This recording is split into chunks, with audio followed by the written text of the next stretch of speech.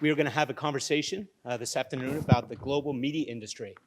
And I have the pleasure and honor of speaking with Bill Simon, who is the global practice lead for the Media and Entertainment Group at Korn Ferry. You just heard him. Now I'm going to put him on the hot seat. He's going to answer a few questions. He's had a really interesting view on the industry for years, first as an investment banker, and now as a search executive with one of the largest firms in the world. Quick introduction, my name is Steve Stein. I live in Singapore. I've been 30 years in Asia. I too have been working across the media industry for years. I run a podcast called Inside Asia. So we speak oftentimes in conversation with people who are watching changes in Asia Pacific. So if I have any bias, it's going to be Asia, but Bill is definitely going to speak globally. So please feel free to ask any questions on a global perspective. I thought, if anyone was here for the last session, you probably heard a lot of discussion around how media and American media is so pervasive. I just thought Bill could give us a few comments and really characterize that on just how big that really is, almost as a cultural icon, maybe our greatest cultural export. Bill, could you share with us a little bit about your views on that? Thanks, Steve, and appreciate your leading this conversation. And you've got a great perspective as well, given where you live and where you've worked all these decades. So appreciate the counterpoint to some of the things I might suggest. Obviously, I think everybody in this room and everybody at this meeting has a notion that the American entertainment content is really a global leader, and it's one of the few kinds of content that travels the globe in a commercially viable way. There is certainly French programming that comes into the U.S., and there's certainly Latin programming that comes into the U.S., and the whole U.S. Hispanic thing we can talk about slightly separately.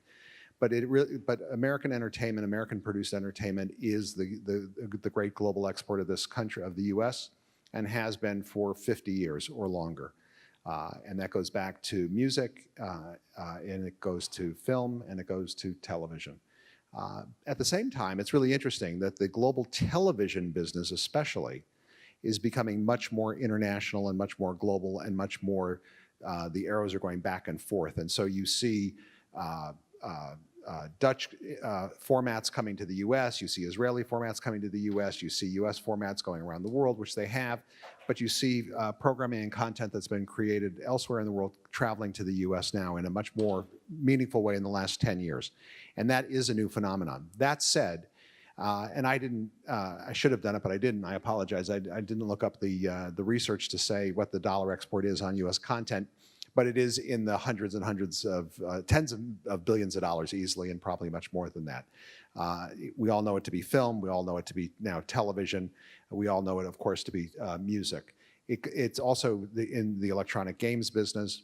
The games publishing business is now a global business. And back in the dark ages, actually, books traveled, publishing traveled.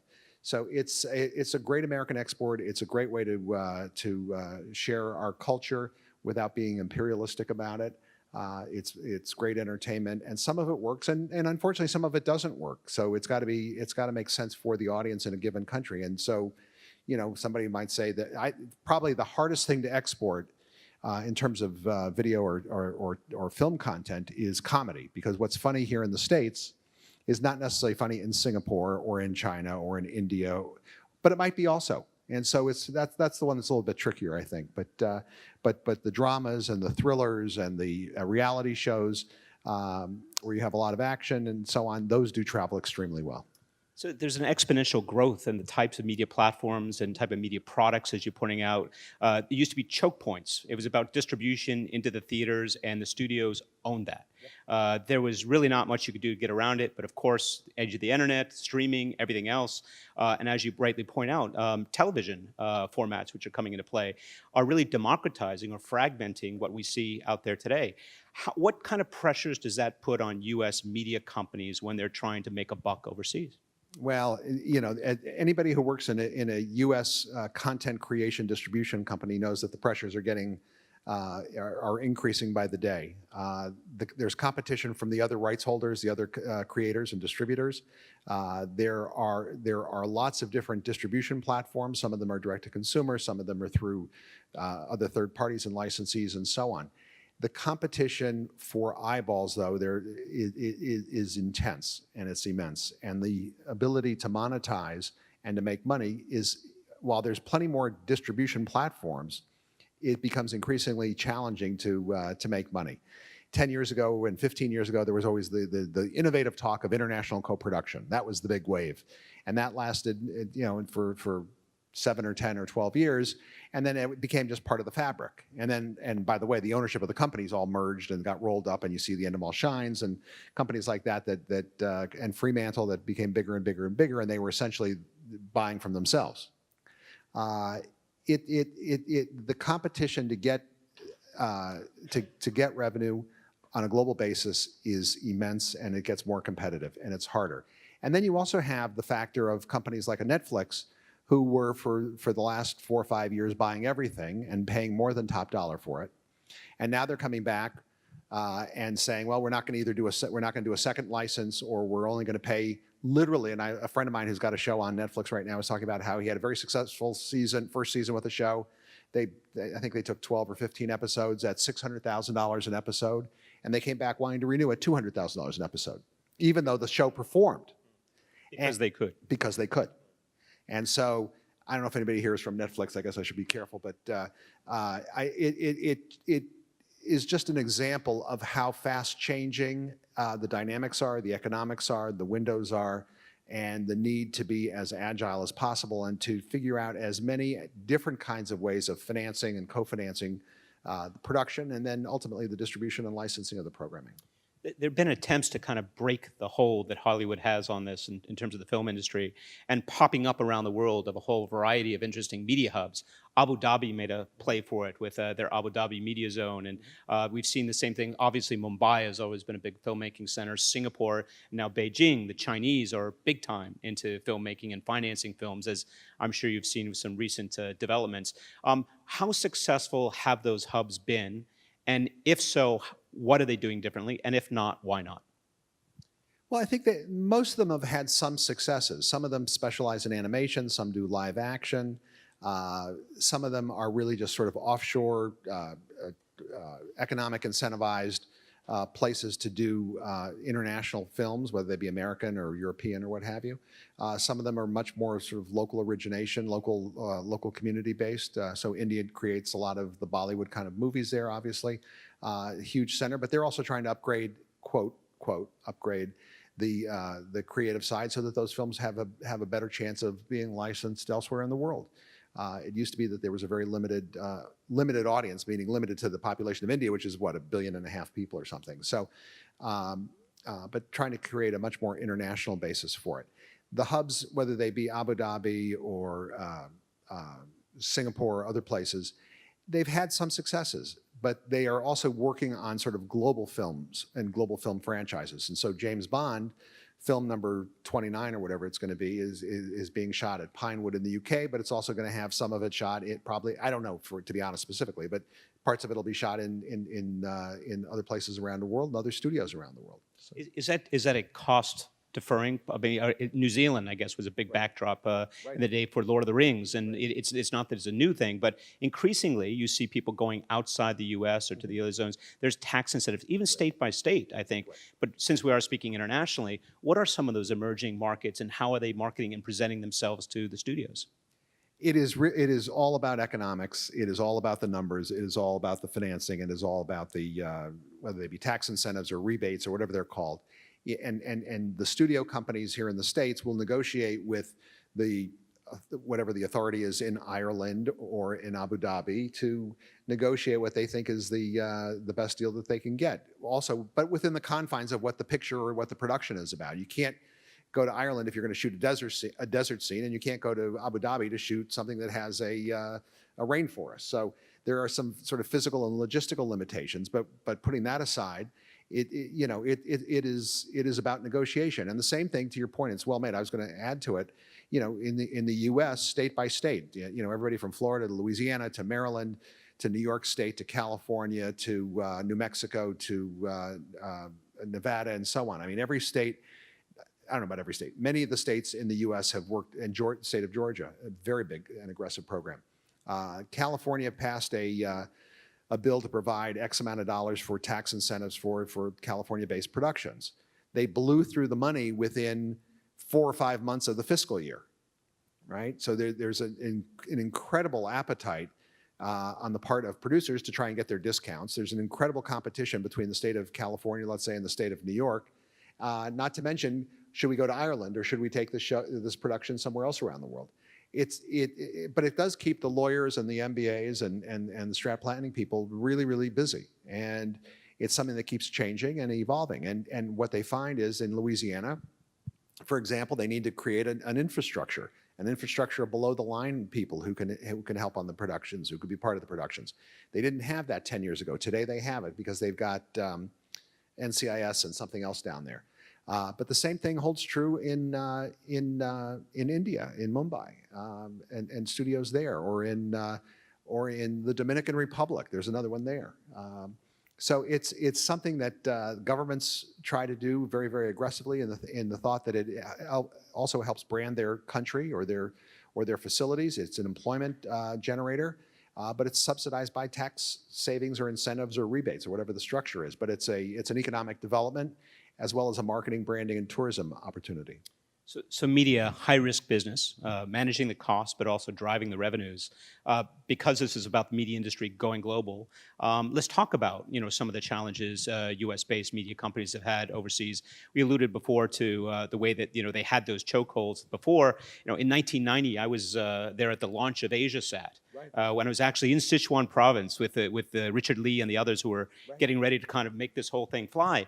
A year later, Ted Turner and every head of every studio showed up at Casbah, which is the cable and Asia cable satellite operators organization, and it was talking about what Asia could mean for the media industry. And Paul Kagan, is doing all these forecasts and projecting outlandish numbers of subscribers and eyeballs. Wildly enthusiastic.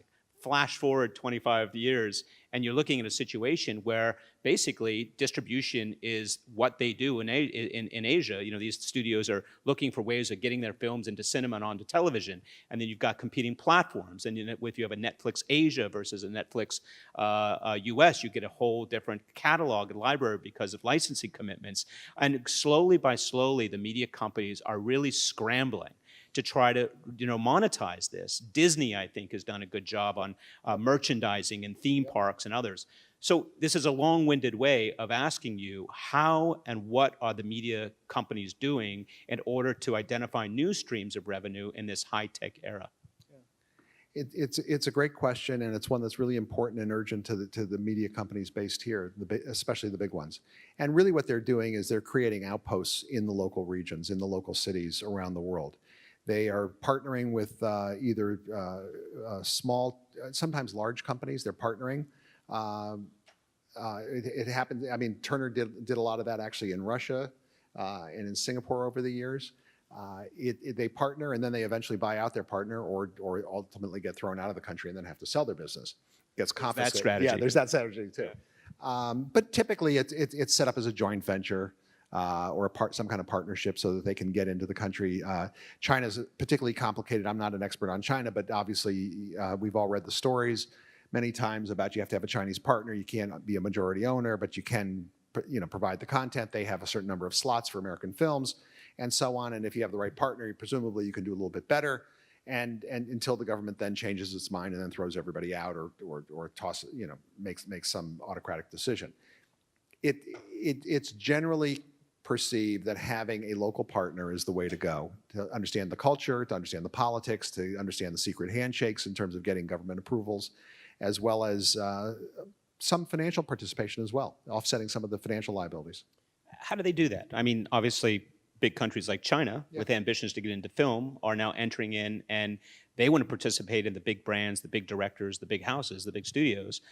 We're seeing more and more of that. What would be your view in terms of the trend line on that?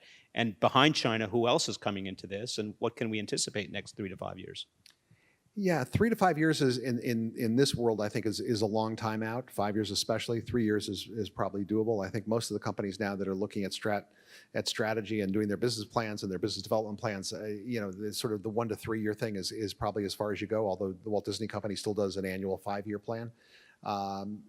I think it is increasingly incumbent upon these big American companies to have established partnerships that are government sanctioned and government approved and have true business contracts. That said, it can all change in a heartbeat. And so it's particularly difficult. I mean, and it's especially risky. But at the same time, you can't ignore that 60% of the movie revenue, the film revenue, comes from outside the U.S. today.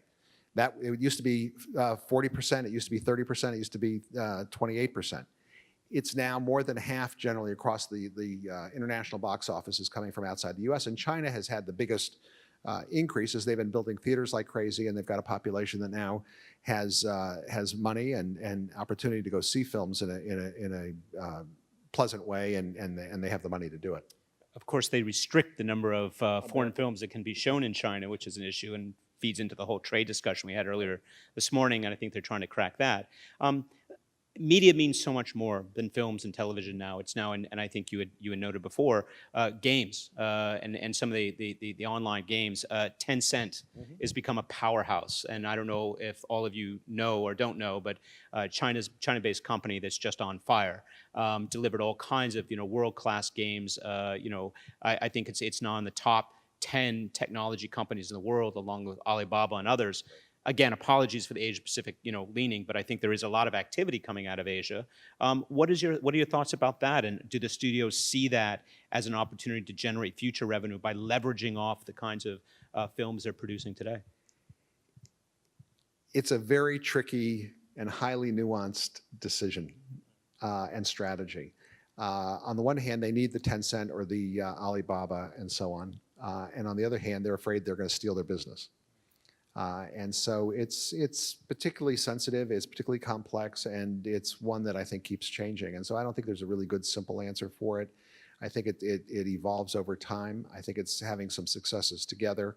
There are certainly companies in China or in India and so on that are playing on a global basis at a global level, and they have a need also, by the way, to have high quality American or more international content that they can sell and put into their theaters or onto their television or streaming services or what have you. So it's a complex and highly nuanced, as I said, kind of relationship, and I think it's one that will continue to be. Everybody's going to be playing their game and trying to keep an edge on it, and I don't see that changing anytime soon.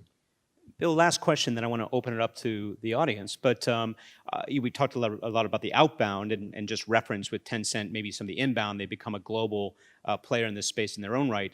Are there other overseas corporations, media companies that are looking to the U.S. as an opportunity, or do they feel that the U.S. is saturated? I think that there is a tremendous, I think a lot of the internationally based companies, whether they be in France or India or China, are looking to the U.S. as a huge marketplace. Obviously, we've got a population of 350 million people. We have an economy of X, and we have people that like content. And we also have a population that increasingly likes very specialized and targeted content. And you also have large expat populations from, whether it be from France or India or Pakistan, living here in the U.S. And so because you can personalize the distribution now of content, there's an ability to monetize that content, whether it's on demand, a pay-per-view or on demand or streaming services, what have you. There are a whole lot of different ways of doing it.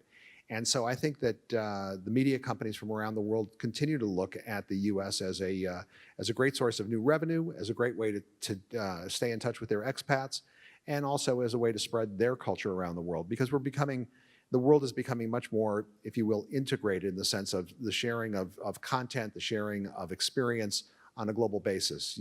10 years ago, you wouldn't have seen, or 15 years ago, you wouldn't have seen a Disney quality theme park outside the U.S. Then they went to Paris, then they went to Asia and Hong Kong and China, and the same with Universal parks and so on, and Legolands around the world. So I think, whether it's the park experience, whether it's the film experience, whether it's the TV series experience, all of this now travels back and forth. And so some of the best television we see in the U.S., according to some, myself included, comes from different parts of the world. They're licensed they're formats that have been licensed and redone for an American audience. Whether it's coming from the UK, or as I said before, or the Netherlands, or from Israel, or elsewhere, and South America as well. So it's a great time to be in the content business if you're a viewer, especially. I mean, there's tremendous opportunity. It's hard to sort of sift through all of it and find it. and be able to watch it. That's a different challenge. But the companies that are in it see it as a great time but a highly competitive and also very risky time because some of these platforms are going to come and go and some of these partnerships are going to come and go. A lot of the retailers are being said and particularly targeting this millennial crowd is saying it's not so much the product, it's its experience of purchasing the product. And so they're adding these layers and layers of experience to shopping. Does the same rule apply in the world of film or television? As extensions, do you feel like there's an appetite or an interest in trying to find those additional streams of revenue, do things that get people into experience? VR, for instance, I think there's some interesting stories going on in front of cinemas where the VR chairs are sitting there and people feel like they're part of the film itself. I mean, VR and AR are two great new technologies that have yet to hit their stride and are just beginning and emerging and so on and evolving. And I think my guess is, and from what I read, over the next, let's say 2 or 3 or 4 years, that's going to be much more an integrated part of the film and television experience, but also the game experience as well. I think the notion that in the music business, which is a different aspect of it, where you've got the sort of 360 relationship that the record labels have or the promotions companies and the venue companies have trying with their artists, because records don't sell. Records, does anybody know what a record is anymore? Right. And so records and albums and singles, right. That whole business has changed radically, obviously, over the last 15 years. So the artists now make their money from the touring and from the merch and ticket sales. And also there's the ticketing business. And that's another business that it keeps changing and the technology keeps changing. And you've got crypto technology that's now going to be getting into the ticketing business and being able to make sure that you can see the ticket go from seller to reseller to reseller to reseller. So it's an exciting time. It's not for the faint of heart, and you have to have a strong stomach. Whether you're the creator of content, whether you're the distributor of content, whether you're the presenter of content, whether it be live, whether it be music or sports or games, this whole notion of 20,000 people going down the street to Staples Center to watch an gaming competition. I mean, and you've got 20,000 people here, and you've got 20,000 people in New York, and you've got 20 or 120,000 people in Seoul, South Korea watching this all at the same time. It's something that nobody would have fathomed, or certainly I wouldn't have fathomed 10 years ago, but it's something and it's real. Yeah, it suggests that, this idea of working, just sitting with your own smartphone or your laptop, for a while it seemed like a good idea. Now it's almost circling back where it's more of a group activity. I happened earlier the week at another conference run into the CEO of MoviePass. And, you would have thought. His days are tough. Yeah, and he was very frank about the whole thing, but talking about what he's putting up with and how they're trying to completely rethink their entire business model, because they went into it thinking that there's still room in people's lives for going to cinema. A good starting point, but then how do you actually monetize that and how do you make it work? We can go on for a while, but I would like to open up for questions. Yes, sir. Well, you're exactly right, Ken. They've shaken up the industry dramatically. But part of it was Netflix and Amazon Studios put the studios on the heroin drip, essentially, which is they came in the last 3 years, and you know what I mean. They came in the last 3 or 4 years, and they paid enormous amounts of money for catalog product, right? And they bought all this stuff that was sitting in the closet that nobody really cared about at NBC Universal or at Paramount or wherever. And they got these 3 and 4 and 5 year licenses and so on. Well, funny enough, when it's time for renewal, not so much. And so, the studios thought they were able to replace their home video revenues with the Amazon money or with the Netflix money. And then, just like happened in the cable industry 20 years earlier, a generation earlier, they started getting, like HBO did. HBO was originally they were licensing film packages from the studios. Then they got into the original content business, and they had a sports business, a boxing business, and some other stuff. But their primary business was they went from buying catalog and getting an early window on the film libraries. They then realized that they had to get into original programming to get an audience and to keep an audience. So same thing is happening with Netflix and Amazon. What you really think about and hear about and notice about them is, yeah, they have a lot of catalog content, but what the buzz is around the original content. And that's how they're drawing the audience in. And so they've got 130 million subscribers or whatever the number is around the world, paying the equivalent of $15 a month or whatever. And you start to add that up, a little bit at a time. It actually adds up to a big number. the other thing, on a totally different level, what they've also been doing is they've been stealing talent from the studio companies and grossly overpaying people. And what they say is, and I was at a dinner a couple nights ago with the chief financial officer of Netflix, and they say, well, we want the best people, and we want to pay the best people at the high end of the range because we want to keep them. And if they don't work out, we'll fire them, but that's okay. But so they know they're overpaying people. They see it as a strategic imperative, and they're not shy about it. And so one of the things that's happening at the studio companies, the traditional studio companies, is they're getting this onslaught of people leaving because they're getting overpaid job offers to go to, let's say, a Netflix.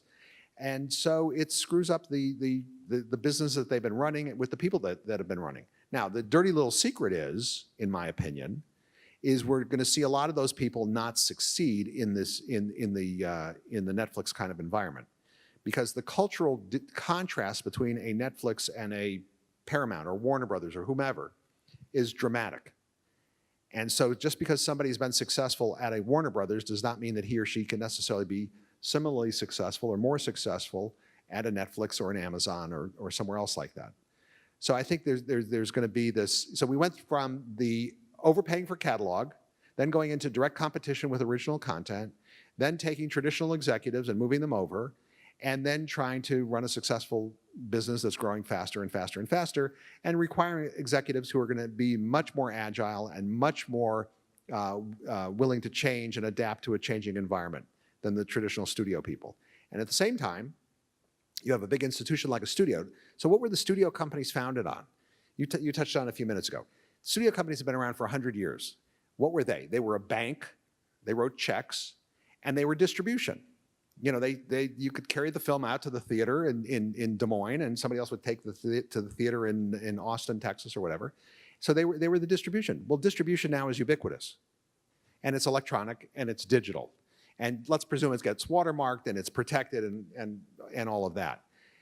Well, they're not the only bank in town. So money comes now from Indonesia or China or anywhere else around the world. And so the studios right now are happy to take foreign money as co-venture partners. They're not always the most, those relationships, let's just say, are complicated. But there's plenty of, if you're a Bollywood studio, you don't need American money. You have plenty of money coming through your business. So, I mean, is there a necessity or desire to offset risk and so on? There's that in more detail. But the reason for the studio companies is gone. Right? It's not the distribution anymore, and you're not the only bank in town. It's a fundamentally different business model, which is so interesting. And I thought the dirty little secret you were going to mention is that these are already overpaid executives who are now being overpaid. Yeah. So, which is incredible to me. But I think you're absolutely right. We're going to see a lot of people falling over. There are competitors out there to the Netflix and the others. iFlix in Asia is one. Everyone, it's a scale business, is it not? Could you speak a little bit to how that works and why it might be at some point risky? Well, these companies are trying to grow so fast and so rapidly, and whether it's with a subscriber base or an audience or what have you. I mean, first one in and trying to get to the largest audience and grow the fastest. I mean, we all know, because it's all public information, Netflix doesn't make any money. I mean, it has a valuation of some big number. What is it? It's like 15. I don't know, some gigantic number. Stupid money. It's a technical term. But they don't make any money.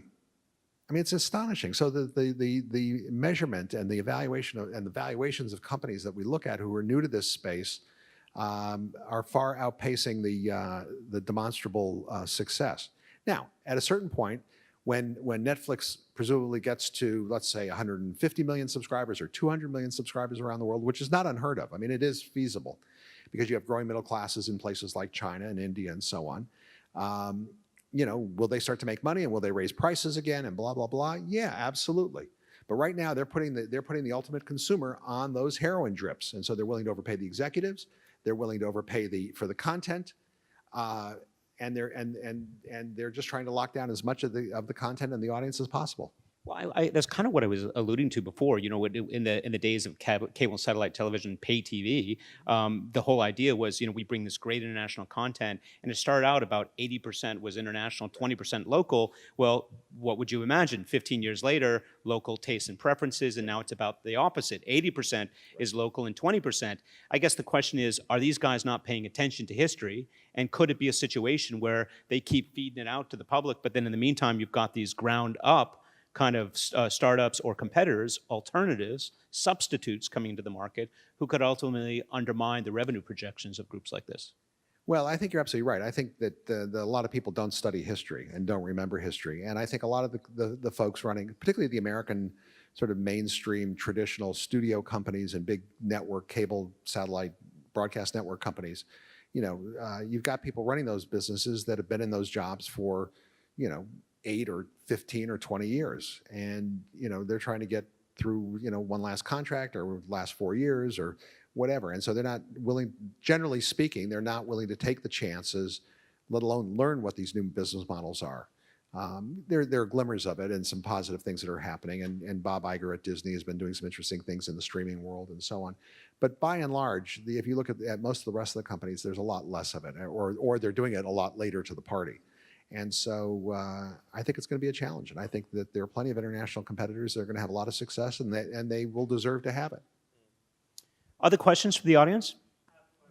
Yes, sir. It's a hugely valuable asset. I mean, that big data piece is hugely important, and particularly at a place like a Netflix or an Amazon, where they have very robust data and so on, and they're very knowledgeable about managing it and understanding it and utilizing it and so on. I think that you know, it's only in the last year or two that we hear about the American studios and the American network companies trying to get into the direct-to-consumer businesses. And so they'll begin to get data and collect data, but it's far outpaced by some of these more digital companies. I mean, or an Uber or a Lyft. I mean, look at the data that they collect.